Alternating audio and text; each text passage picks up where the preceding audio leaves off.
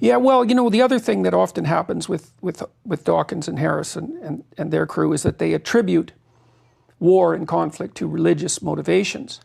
You know, and I find that quite interesting because, first of all, chimpanzees go to war.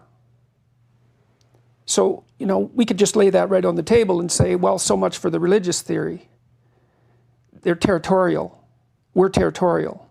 You could consider religious sentiment as an aspect of territoriality, but the fundamental motivation for the battle is territorial. And that's grounded in, like you can see that in animals always. Mm-hmm.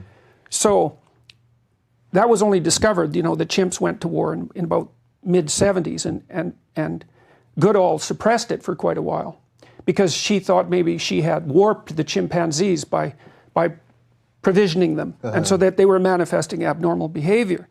But they were studied for quite a while, and they do raiding, and they'll wipe out another colony, no problem, and brutally. They seem to have absolutely no inhibitions on their aggression whatsoever. They'll tear them into pieces. And chimpanzees are about 6 times as strong as an adult male.